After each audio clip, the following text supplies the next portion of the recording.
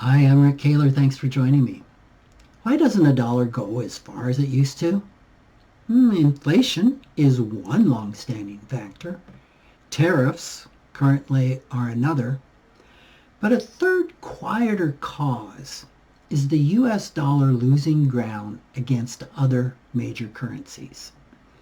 This decline is happening largely in the background. It shows up as slightly higher grocery bills and bigger price tags for consumer goods like, say, electronics.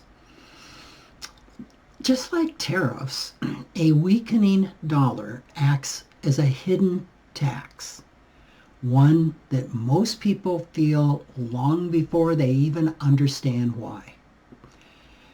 According to a January 2nd, 2026 article from Reuters, the dollar's value rebounded at the beginning of this year after declining more than 9% in 2025.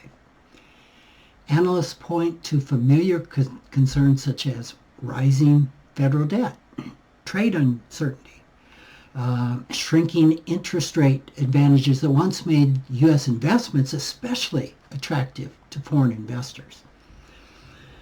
For Americans, the effects are uneven, but nevertheless real. A weaker dollar makes imported goods more expensive, which can add upward pressure on inflation.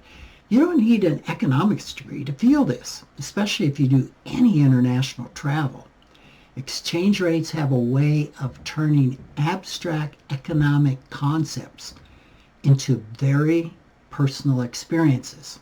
For example, hotels, meals, train tickets, even a simple cup of coffee require more dollars than before. Because economic forces almost always involve trade-offs, a declining dollar isn't all bad news. U.S. exports become cheaper for foreign buyers, which can help American companies sell more goods overseas and therefore supporting domestic jobs. For investors, a declining dollar, along with global uncertainties, just like we're currently experiencing everywhere, awakens strong emotional responses, and fear may create a sense of urgency to hop on a perceived opportunity or find a safe haven, such as gold. Its price surged in 2025, hitting a record $4,549 on January 2nd, 2026. As investors sought protection from uncertainty, and also central banks increased their reserves. But gold and silver both experienced sharp pullbacks after historic rallies, and that left the investors absorbing a lot of the pain. Cryptocurrency, that offers an even clearer window into investor psychology. Bitcoin, which is often promoted as digital gold and a hedge against currency debasement, surged earlier in the year before retreating sharply, according to a December 31st, 2025 article from Reuters.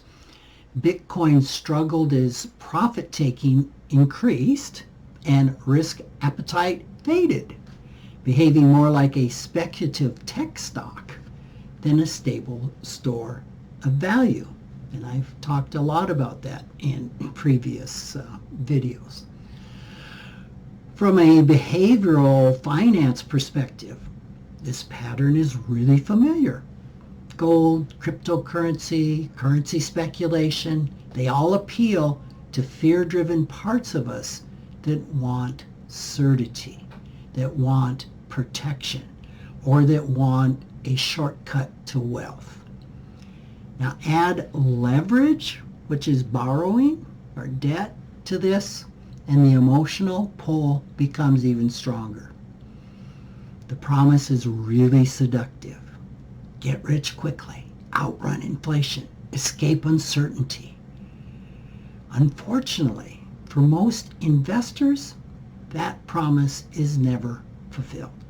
And that's why I continue to emphasize plain vanilla investing that relies on vehicles like diversified index funds, stocks, bonds, real estate. They all may be really boring, but they are grounded in how the economy actually works. Stocks represent ownership in productive businesses. Bonds provide income through interest paid on loans to governments and corporations. Real estate produces cash flow through rents and has historically offered protection against inflation as replacement costs and property values rise over time. None of these assets are immune to downturns, but over long periods, they can help build wealth through discipline and diversification rather than drama. I believe that the greatest risk to long-term success is not market volatility. It is emotional decision-making under stress. Shifts in economic factors such as a weakening dollar presents challenges.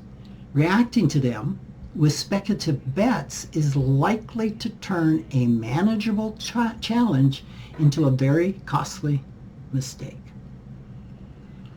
Boring doesn't make headlines. It doesn't promise fast results or emotional relief. But when fear gets loud, plain vanilla can be the most appealing flavor. Thanks for listening.